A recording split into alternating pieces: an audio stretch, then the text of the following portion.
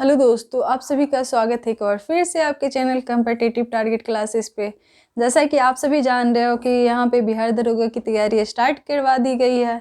ज़रूरी नहीं कि बिहार दरोगा के लिए इस आपको जो स्टेट में जो भी गवर्नमेंट जॉब के लिए एग्ज़ाम दे रहे हो, जैसे कि बिहार पुलिस हो गया, जीडी हो गया, रेलवे हो गया, सबके लिए यहाँ पे पॉलिटी का क्लास स्टार्ट करवा दिया गया है जो कि रेगुलर बेसिस पे चल रहा है। तो आप हमारे चैनल के साथ जुड़ सकते हो। इससे पहले मैंने राष्ट्रपति, उपराष्ट्रपति या फिर एक से लेके एक अनुच्छेद 73 तक का वीडियो जारी कर चुकी है, जो आप हमारे प्लेलिस्ट में जाकर देख सकते हो। आज के वीडियो में आप लोग अनुच्छेद 74 और 75 के बारे में जानोगे, जो कि महान्यायवादी और प्रधानमंत्री के बारे में है। तो आज बेसिकली मैं प्रधानमंत्री के बारे में बताऊंगी कि प्रधानमंत्री की शक्तियां क्या होती है, उनके कार्यकाल क्या होते हैं, उनका निर्वाचन कैसे होता है। मतलब प्रधानमंत्री से जुड़े हर एक छोटे से छोटे बात यहाँ पे बताऊंगी। यदि आप हमारे वीडियो के लास्ट तक बने रहते हो तो यकीन मानो प्रधानमंत्री से रिलेटेड एक भी क्वेश्चन एग्जाम में आएंगे तो आप छोड़कर नहीं आओगे, आपका एग्जाम में सही आंसर करके आओगे वहाँ से। तो आप हमारे वीडियो के लास्ट तक बने रहो, ये वीडियो आप लोग के लिए बहुत हेल्पफुल होने वाला है।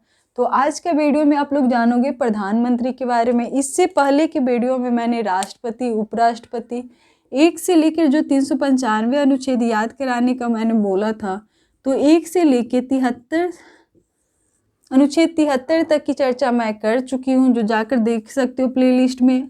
आज अनुच्छेद 74 और 75 के बारे में बताऊंगी। यदि अनुच्छेद 74 की बात किया जाए कि अनुच्छेद 74 में क्या प्रावधान किए गए, तो अनुच्छेद 74 में राष्ट्रपति की सलाह एवं सहायता के लिए मंत्रिपरिषद, यहाँ पर लिखा देती हूँ, राष्ट्रपति की सलाह एवं सहायता के लिए एक मंत्रिपरिषद होगी। क्या होगी? एक मंत्रिपरिषद होगी, जिसका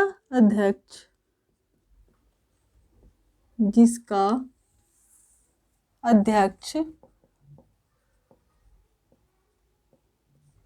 प्रधानमंत्री होंगे।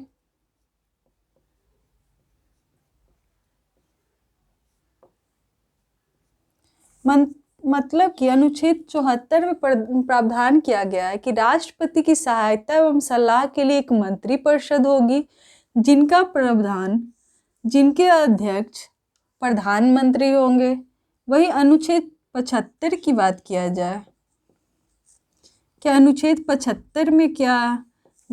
तो अनुच्छेद 75 में आप लोग देखोगे कि प्रधानमंत्री की नियुक्तियां, प्रधानमंत्री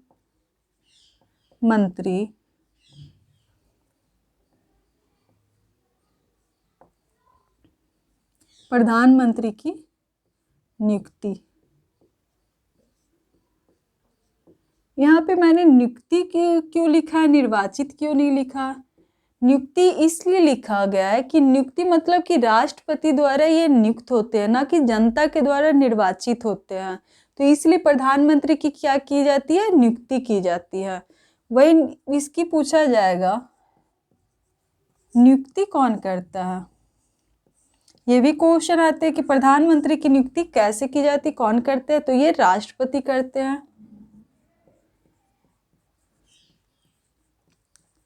यदि राष्ट्रपति के बारे में आप लोग जानते होंगे कि कार्यपालिका के अध्यक्ष किसको कहा जाता है? राष्ट्रपति को। लेकिन प्रधानमंत्री को यदि आप लोग जानोगे कि इनको वास्तविक कार्यपालिका के रूप में किसे जाना जाता है, तो प्रधानमंत्री को।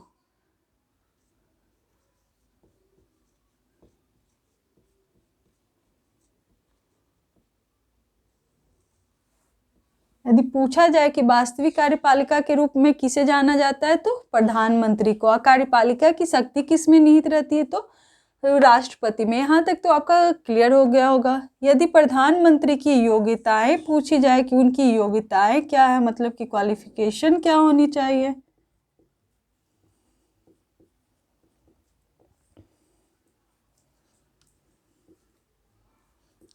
हर एक टॉपिक को छोटा छोटा चीज बताया जाएगा। क्वालिफिकेशन,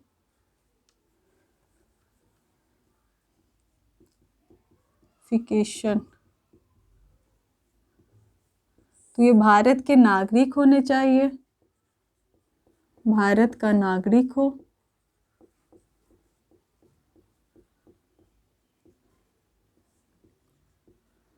यहाँ पे एक चीज आप लोग जानोगे, संसद का, यहाँ पे आप लोग जानो कि प्रधानमंत्री का एज कितना होता है।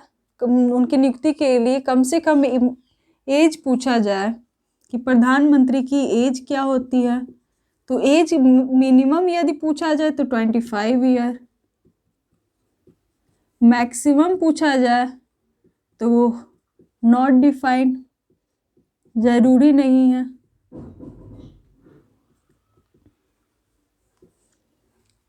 तो यहाँ पे यदि एज के बात किया जाए कि प्रधानमंत्री क्या एज क्या होता है, एज के बारे में मैं इसलिए बता रही हूँ, यदि मिनिमम पूछा जाए तो 25 ईयर,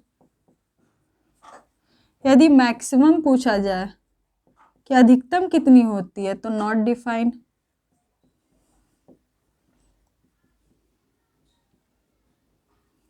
यदि एज के बाद एजुकेशन पूछा जाए कि प्रधानमंत्री की एजुकेशन कितनी होनी चाहिए तो वो प्रधानमंत्री बन सकते हैं, तो एजुकेशन की भी कोई चर्चा नहीं की गई है, एजुकेशन नॉट डिफाइंड।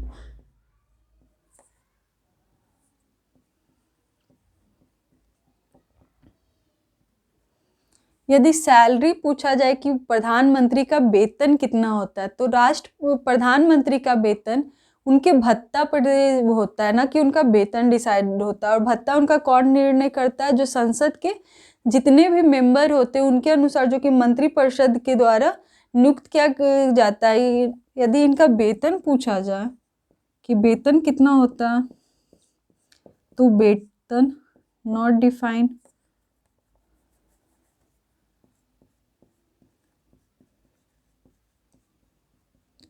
इनका वेतन न होकर भत्ता दिया जाता है, भत्ता।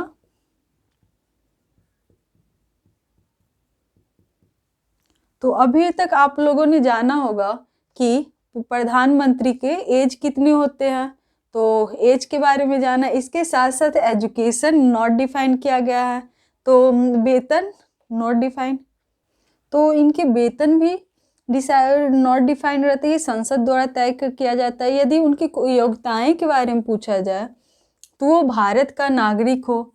इसके साथ साथ जैसे मैंने बताया कि भारत के उपराष्ट्रपति के बारे में बताया था कि वो संसद के किसी भी सदन के सदस्य नहीं होते हैं, वैसे ही भारत के प्रधानमंत्री का क्या है कि वो संसद के सदस्य होते हैं। या तो वो जरूरी नहीं कि लोकसभा के ही हो, या तो वो राज्यसभा के हो सकते हैं या लोकसभा के भी हो सकते हैं, क्योंकि उनकी नियुक्ति की जाती है ना, कि निर्वाचित किया जाता है। इसके साथ साथ ही यदि वो संसद के सदस्य नहीं हैं तो उनको अपने पद पे 6 महीने के लिए ही रहा जाता है। इसके अंदर उन्हें सदस्यता ग्रहण करनी पड़ती है, या तो वो 6 मंथ के अंदर राज्यसभा के सदस्य बने या लोकसभा के सदस्य बने, तो उनका पद ग्रहण करना जरूरी रहता है, मतलब कि वो संसद के सदस्य होते हैं। तो योग्यताएं में ये भी शामिल कर लो कि प्रधानमंत्री को संसद का सदस्य होना चाहिए,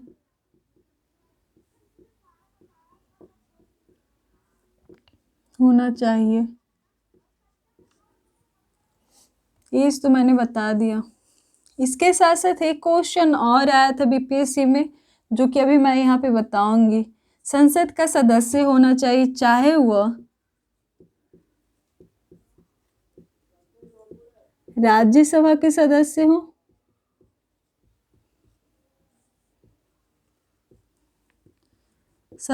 हो या लोकसभा के सदस्य हो।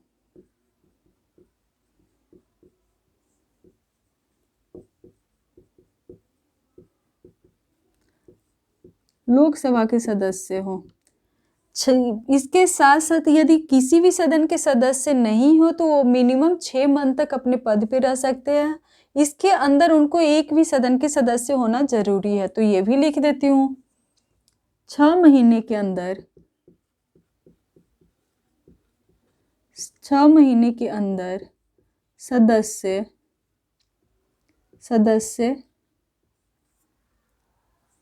मतलब कि राज्यसभा या लोकसभा के सदस्य होना अनिवार्य होता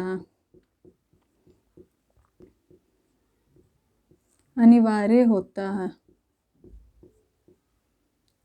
यदि राज्यसभा का, क्योंकि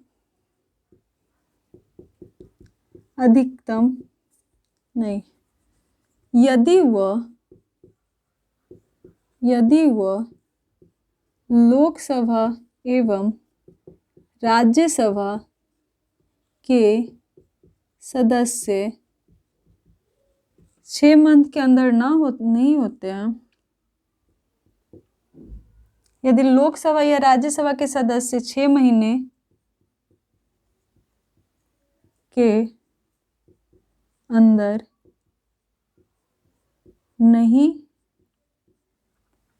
नहीं होते हैं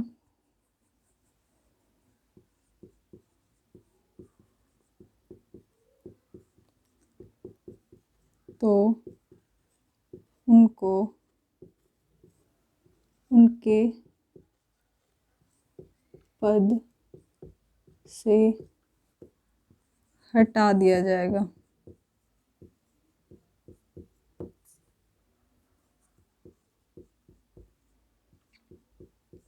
क्योंकि अधिकतम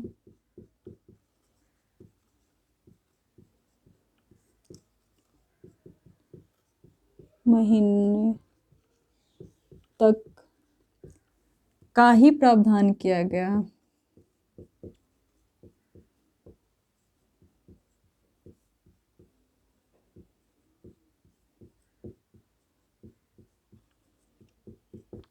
यहाँ पे देखोगे कि संसद की योग्यता, जो कि प्रधानमंत्री की योग्यता है, मैंने बताया कि वो भारत के नागरिक हो। इसके साथ साथ संसद का सदस्य होना चाहिए, चाहे वो राज्यसभा के सदस्य हो या लोकसभा के सदस्य हो। 6 महीने के अंदर उनको सदस्य होना अनिवार्य होता है। यदि वो 6 महीने के अंदर सदस्य नहीं होंगे तो उनको अपने पद से हटा दिया जाएगा, क्योंकि अधिकतम 6 महीने तक का ही प्रावधान किया गया है। ये तो अपने पद से इस्तीफा देना होगा। अब यहाँ पे एक बीपीएससी में क्वेश्चन आया है कि जैसा कि मैंने अभी बताया कि वो राज्यसभा या लोकसभा राज्यसभा के सदस्य होते हैं। इसके साथ साथ मैंने अभी बताया कि उनके जो एज होते हैं, प्रधानमंत्री एज मिनिमम आप लोग देखोगे कि मैंने अभी बताया 25 ईयर, ठीक। मैक्सिमम की मैं चर्चा नहीं कर रही हूँ, मिनिमम 25 साल होना चाहिए। लेकिन अभी आप लोग वो बताओगे कि वो तो राज्यसभा के भी सदस्य होंगे, तो यदि राज्यसभा के बारे में बोला जाएगा तो वो 30 ईयर्स के हो जाए। यदि लोकसभा के बारे में बोला जाएगा, जो कि बेसिकली लोकसभा के सदस्य ही प्रधानमंत्री होते हैं, यदि राज्यसभा के बारे में बोला जाएगा कि राज्यसभा के सदस्य होते हुए भी प्रधानमंत्री की नियुक्ति की जाती है तो उनकी मिनिमम एज क्या है, इस टाइप का क्वेश्चन आएगा तो आप 30 ईयर लिखना। लेकिन यदि सिंपल सा क्वेश्चन रहेगा कि प्रधानमंत्री को बनने के लिए मिनिमम एज क्या हो सकती है, न्यूनतम साल क्या होंगे, तो 25 साल। यदि आपको कंडीशन दिया हुआ होगा कि वो राज्यसभा के सदस्य होते हुए प्रधानमंत्री की नियुक्ति न्यूनतम एज में कितनी होनी चाहिए, तो 30 ईयर। यहाँ तक क्लियर है? तो आप क्वेश्चन सॉल्व करने से पहले क्वेश्चन एक बार देख लेना कि क्वेश्चन आपसे क्या कर रहा है। साथ साथ योग्यताएं मैंने बता दी, अनुच्छेद 74 और 75 के बारे में बता दी। नियुक्ति कौन करते? राष्ट्रपति। एज मिनिमम 25 साल निर्धारित हो, मैक्सिमम अधिकतम उम्र नहीं निर्धारित किया गया है कि जितना भी एज होगा, मतलब 65 साल, जब तक आपकी मृत्यु नहीं हो सकती आप प्रधानमंत्री के लिए पद के लिए हो सकते हो। इसके साथ साथ वेतन उनका डिफाइन नहीं किया गया है, संसद द्वारा तय किया जाता है। योग्यताएं मैंने बता दी। अब यहाँ पे आपका बात आता है कि प्रधानमंत्री को शपथ कौन दिलाता है, उनका त्याग पत्र कौन लेता है। जो कि बार बार MCQ एग्जाम में क्वेश्चन आते हैं, तो उसे भी यहाँ पे बता दिया जाए। यदि शपथ की बात आई कि प्रधानमंत्री किनसे शपथ लेते हैं, तो हमारे राष्ट्रपति से शपथ लेते हैं। यदि त्याग पत्र की बात किया जाए कि त्याग पत्र किनको देते हैं, त्याग पत्र भी राष्ट्रपति को ही देते हैं ये अपना त्याग पत्र। इसके साथ साथ एक नोट में मैं यहाँ पे लिखवाना चाहूँगी कि प्रधानमंत्री का पद राष्ट्रपति के, ये क्वेश्चन आपको बहुत बार देखने को मिला होगा कि प्रधानमंत्री का पद राष्ट्रपति के प्रसाद पर्यंत होते हैं। मतलब कि ये प्रसाद पर्यंत क्या है,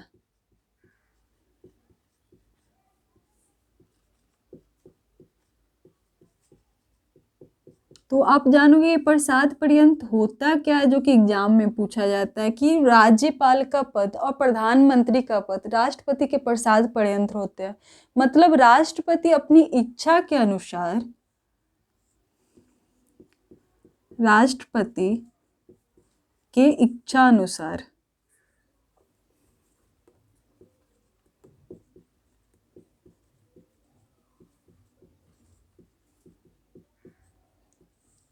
मतलब राष्ट्रपति जब चाहे वो प्रधानमंत्री को हटा भी सकता है, नियुक्त भी कर सकता है। मतलब कि ये राष्ट्रपति के प्रसाद पर्यंत होते हैं, ये या तो PM के पद हो या फिर राज्यपाल, ये दोनों। तो ये आप देख लेना, ये बहुत बार क्वेश्चन आ चुका है, तो ये अच्छा क्वेश्चन है, तो इसको देख लेना। इसके साथ साथ शपथ हो गया, त्याग पत्र हो गया। अब इनकी शक्तियाँ क्या होती है प्रधानमंत्री की, नेक्स्ट टॉपिक देखोगे शक्तियाँ।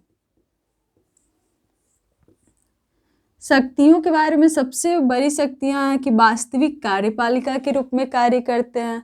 राष्ट्रपति को यदि पूछा जाए कार्यपालिका की शक्ति निहित किस में रहती है, तो राष्ट्रपति में। लेकिन वास्तविक कार्यपालिका,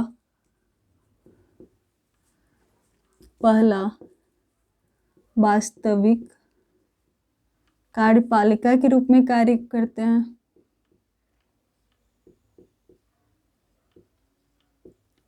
दूसरा शक्ति के बारे में मंत्रिपरिषद के संबंध में,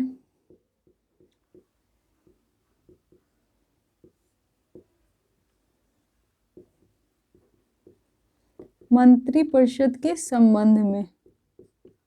अब मंत्रिपरिषद के संबंध में मैंने क्यों बोला, क्योंकि मंत्रिपरिषद के बैठक को बुलाना, उसकी अध्यक्षता करना, उसकी नियुक्ति करना या विकास संबंधित जो भी कार्य होता है वो कौन करते हैं, प्रधानमंत्री करते हैं। इसके साथ साथ राष्ट्रपति को सलाह देने का कार्य, राष्ट्रपति को सलाह देना,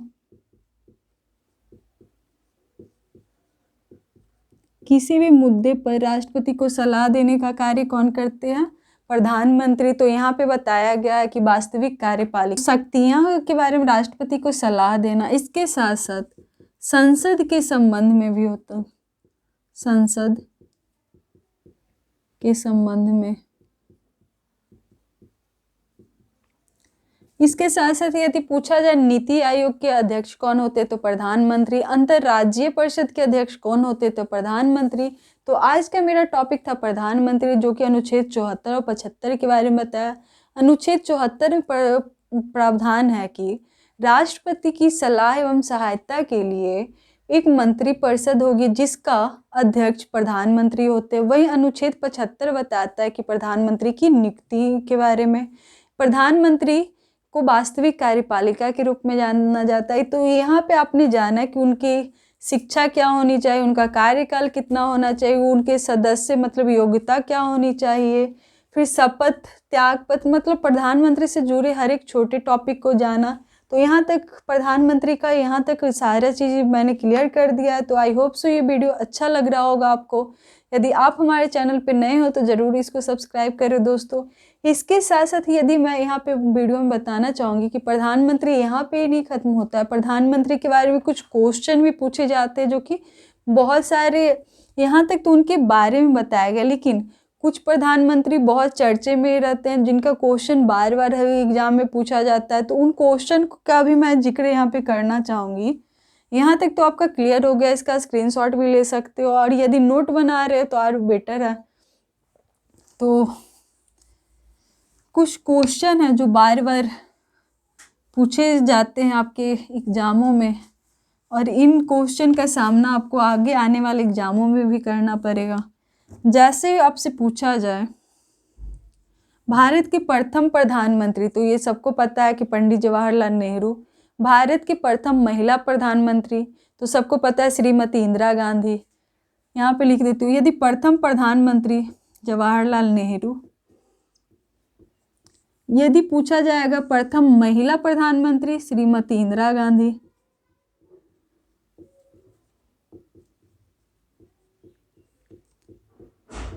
यदि आपसे पूछा जाए कि प्रथम गैर कांग्रेसी प्रधानमंत्री कौन थे, तो श्री मोरारजी देसाई। या फिर पूछा जाएगा कि अविश्वास प्रस्ताव द्वारा हटाए जाने वाले कौन प्रधानमंत्री थे, तो कौन थे, विश्व प्रताप सिंह। तो इसके साथ साथ यदि पूछा जाएगा सबसे कम आयु वाले प्रधानमंत्री कौन है, जो कि अटल बिहारी वाजपेयी है, वो कितने दिन तक प्रधानमंत्री रहे, 13 दिन तक। तो कुछ क्वेश्चन हैं, लेकिन उन क्वेश्चन को भी मैं एक वीडियो के थ्रू लाऊंगी। जितने भी यहाँ पे टॉपिक पढ़ाया जाता है